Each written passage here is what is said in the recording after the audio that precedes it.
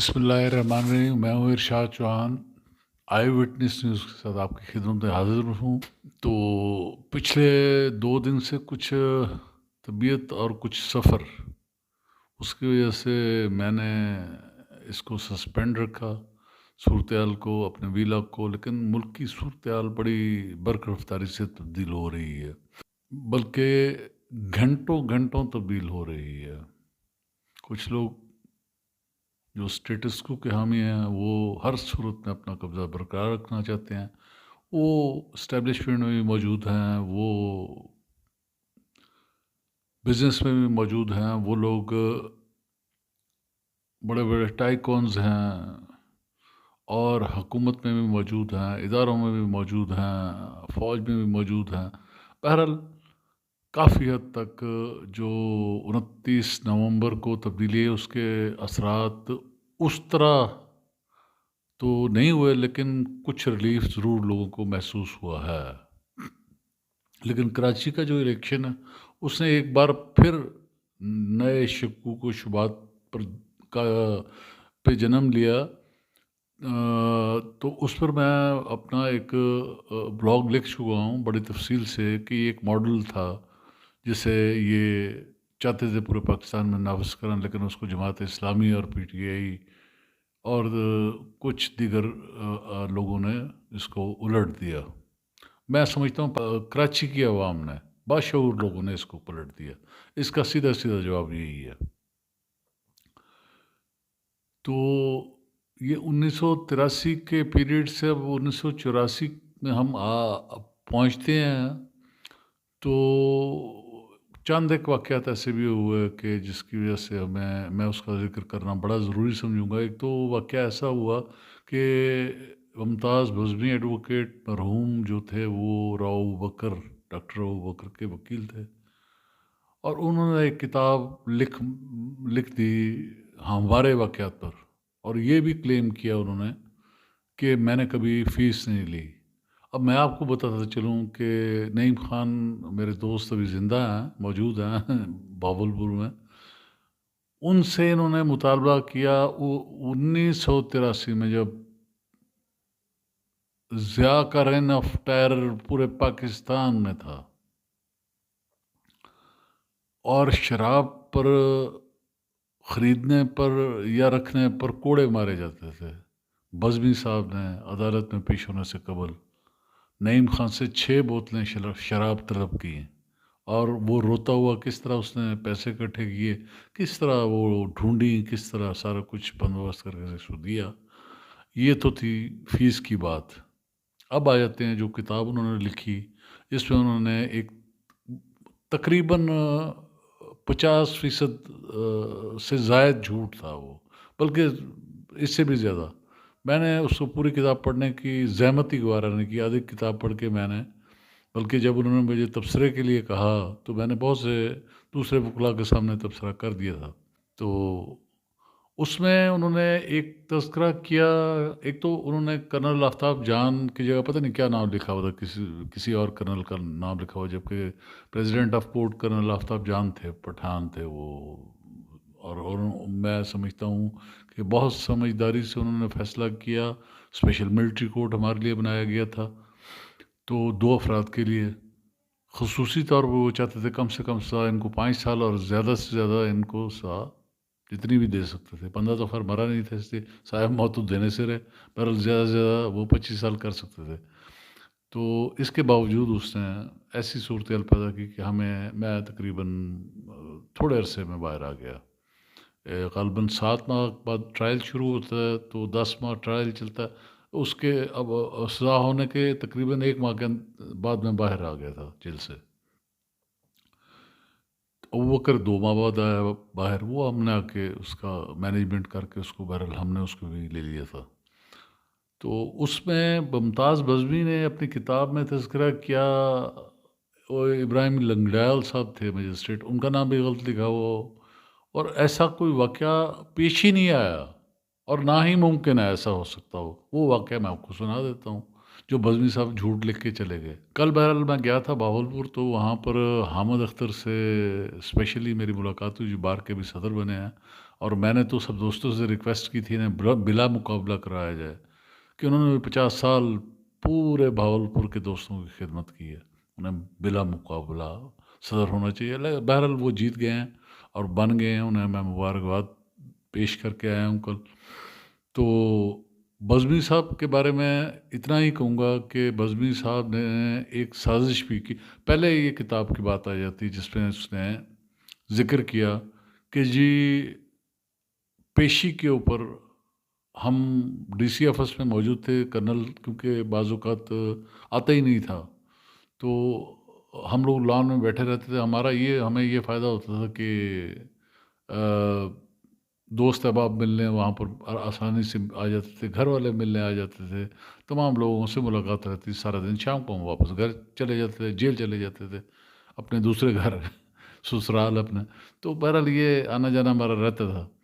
تو اس دوران کا ایک واقعہ پیش کرتے ہیں جناب بزمی صاحب کے جی رعب بکر کو جیسے ہی پتہ لگا کہ جنرل ضیاء کا طیارہ حواس میں اوپر سے گزر رہا ہے، تو انہوں نے ایک دم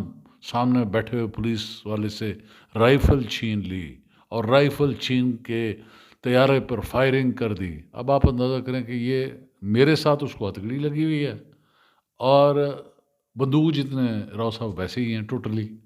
یعنی اگر وہ 303 کی بندوق دیکھی جائے اتنا ہی ان کے قدوں کا وزن شاید تھوڑا سا زیادہ ہو، 45 کلو وزن ہے ان کا۔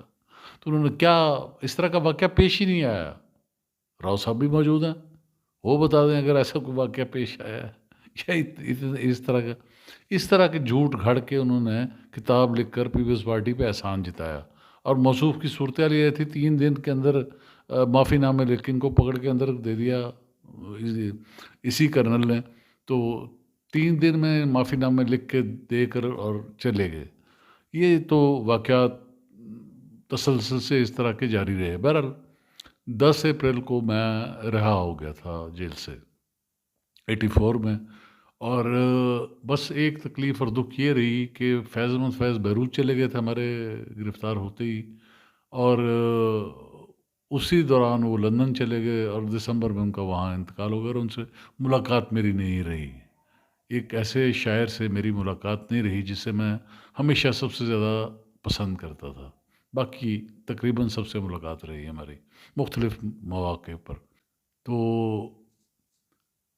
اس کے بعد ہم باہر آتے ہیں جب، تو یہ ریفرینڈم آتا ہے دسمبر کے اندر، ضیاء الحق صاحب کا ریفرینڈم آتا ہے۔ تو انہوں نے، میں کرکٹ کھیل رہا تھا اپنے دوستوں کے ساتھ اپنے گھر کے قریب ایک گراؤنڈ کے اندر، تو مجھے چاروں طرف سے اچانک گھیر لیا گیا، سول کپڑوں میں تمام لوگ تھے۔ افتخار پنو تھا انسپیکٹر، جس کی قیادت میں ساری پولیس جو ہے نا پھیل گئی۔ مجھے نہیں پتا تھا، میں آؤٹ ہو کے آیا ہوں، تو مجھے انہوں نے گرفتار کر لیا۔ بہرحال وارنٹ نہ دکھانے پر یا کوئی آرڈر نہ ہونے پر میں بیٹ لے کے گھوم رہا تھا، وہ میرے گرد کھڑے اور مجھے پکڑ نہیں پا رہے تھے، اور میں نے دھمکی دی جو میرے قریب آیا تو اس کو میں کھول دوں گا۔ تو باقی لوگ بھی جو میرے دوست تھے وہ بھی، انہوں نے بھی گھیرے ڈال لیے کہ ہم نہیں لے کے جانے دیں گے۔ پھر بہرحال میری گرفتاری کے وارنٹ منگوائے گئے، وہ باقاعدہ مجھے گرفتار کیا گیا، اور میں واحد ریفرینڈم میں سیاسی قیدی تھا جسے گرفتار کیا گیا، جس کو خطرہ تھا ریفرینڈم کو مجھ سے، کسی جیلے نے کوئی پامفلٹ پھینک دیا ہوا جو میرے کھاتے میں پڑ گیا۔ خیر اینی ہاؤ، یہ اس طرح کے واقعات ہوتے رہے ہیں۔ یہ دسمبر 84، 85 الیکشن میں بھی یہی صورتحال پیدا ہوئی کہ مجھے گرفتار کر لیا، نعیم خان کو گرفتار کر لیا، ابو بکر کو گرفتار کر لیا اور ہمیں بند کر دیا جیل کے اندر۔ عملہ رات 10 بجے تک بیٹھا ہوا، اور وہ کہہ رہا ہو کہ جناب کہ پتہ نہیں بہت بڑے قیدی آ رہے ہیں، پتہ چلا کہ یہ وہی ہیں جو یہاں سے گئے تھے۔ اس آدھا جیل تو ویسے ہی جانتی تھی۔ بہرحال یہ صورتحال ہمارے ساتھ رہی۔ تو جنرل ضیاء نے ایک کام تو کیا کہ ہمارے اعصاب اتنے مضبوط کر دیے، یہ جنگ اتنی لڑنی پڑی ہمیں کہ ان کے گزر جانے کے بعد 17 اگست 1988 میں، اس کے بعد اس کی جو جانشین اولاد تھی نواز شریف، اس سے لڑتے لڑتے 2014 تک ہم نے جیل کے دروازے ہم دیکھتے رہے، اور ہمیں قطعاً مجھے کبھی خوف پیدا نہیں ہوا، کبھی میری کھال کے اندر یہ خوف ہی نہیں تھا کہ مجھے کوئی ڈر نہیں تھا کہ یہ لوگ مجھے گرفتار کریں گے، یہ مجھے ماریں گے، مجھے رکھیں گے۔ میں نے تمام یہ چیزیں 2014 تک برداشت کی ہیں۔ تو ابھی تک تو خیر ہے۔ تو پچھلے دنوں کچھ مجھے پرابلم بھی ہارٹ کی ہوئی، چوتھی دفعہ ہارٹ اٹیک ہوا ہے، تو اس کے لیے بس دعاؤں کی اپیل ہے۔ پر اب دعائیں دوستوں کی میرے ساتھ ہیں تو میں بچ جاتا ہوں، چاہے قاتلانہ حملے ہوں، چاہے کوئی ایسی صورت ہو، اس میں میں بچتا رہا ہوں۔ تو فیض صاحب کا ایک دفعہ ایک واقعہ ایسا ہوا کہ مجھے پیشی پر لے کے وہ لوگ چلے، تو میں سیاہ رنگ کے میں نے کپڑے پہنے ہوئے تھے، رنگ تو سرخوں سے سفید تھا میرا، بہرحال اس وقت ایک فزیکلی میں خاصا مضبوط آدمی تھا، بلیک بیلٹ تھا اور پنجاب کا چیمپئن تھا باکسنگ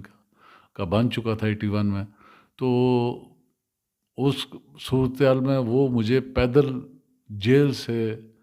ڈی سی آفس تک لائے، تو مجھے وہ فیض صاحب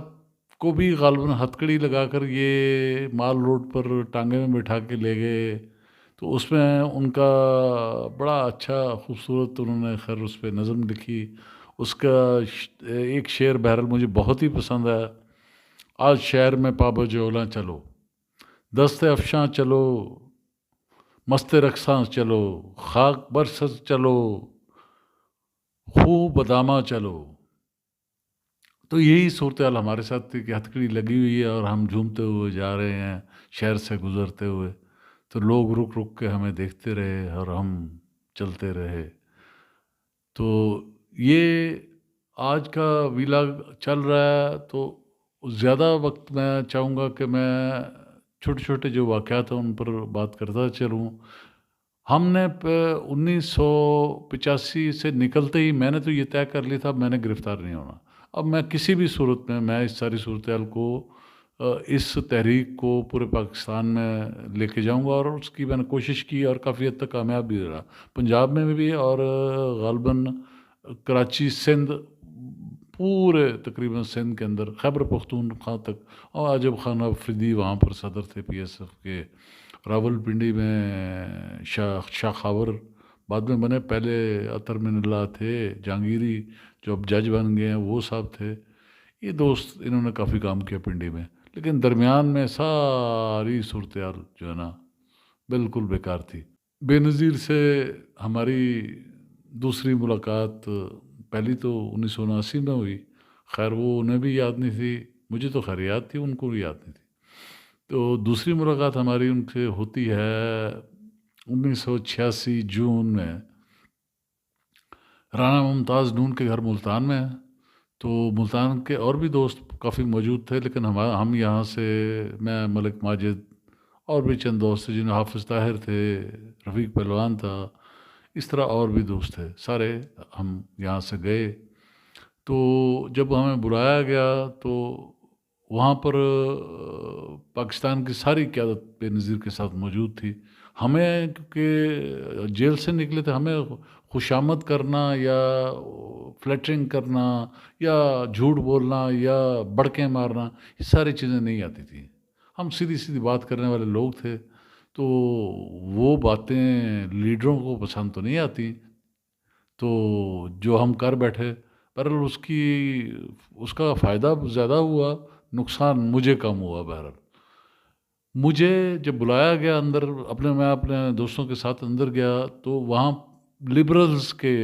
دوست تھے ہمارے، انہوں نے بھی بڑا کام کیا ملتان میں، وہ بھی آئے ہوئے تھے۔ تو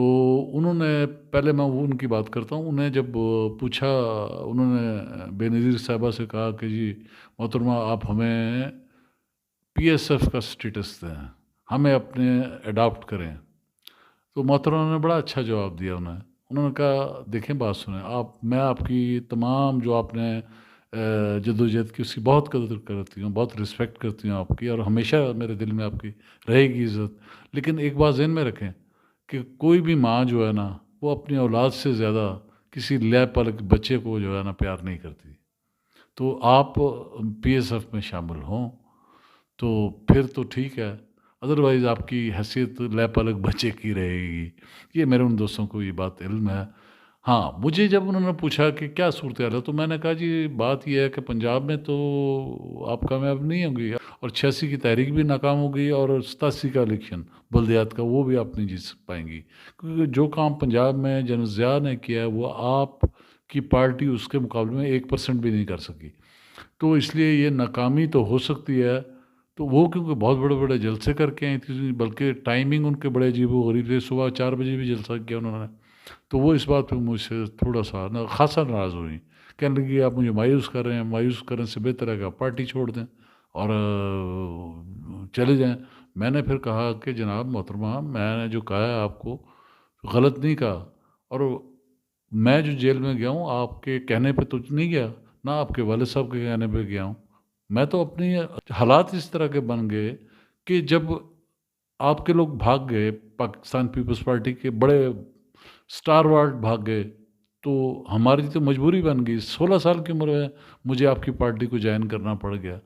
تو میں تو جیلوں میں گیا ہوں، نکل کے اب آ رہا ہوں، تو آپ کے پاس آ گیا ہوں، تو بہرحال آپ کی مرضی۔ بہرحال وہاں سے ہم نکل گئے، تو 1 ماہ بعد 31 جولائی کو ان کے چیف سیکیورٹی گارڈ کو پولیس نے شہید کر دیا، ایل ایم سی سے نکلتے ہوئے، اقبال اسبانی ان کا نام تھا، تو ان کے ساتھ لالہ اعجاز ترین جو اس زرداری کی دور اقتدار میں حیدرآباد پریس کلب کے سامنے خودکشی کر چکے ہیں، ان کا بھی میں بعد میں تذکرہ کروں گا 2010 میں جا کر کہ وہ کیا واقعہ تھا۔ بہرحال ہزبانی صاحب کو قتل غوث علی شاہ نے کروایا، کیونکہ وہ ایک ہی گاؤں سے تھے، ان کا تعلق تھا، تو وہ وہاں پر انہوں نے غوث علی شاہ کو اسٹیج سے گن پوائنٹ پر اتار کر مائک چھین لیا تھا، جس کے جواب میں غوث علی شاہ نے انہیں مرڈر کروا دیا۔ تو بے نظیر نے جب کال دی پورے پاکستان میں، تو بہاولپور، پنڈی کے علاوہ کہیں احتجاج نہیں ہوا، سندھ میں بہت خوفناک احتجاج ہوا، اور پشاور میں بھی بڑا خوفناک احتجاج ہوا، بلکہ 14 اگست نہیں منانے دیا عجب خان آفریدی نے وہاں پر، تو میری بات سچ ثابت ہوئی۔ تو میں اور ملک ماجد ہم ٹرین پر بیٹھ کر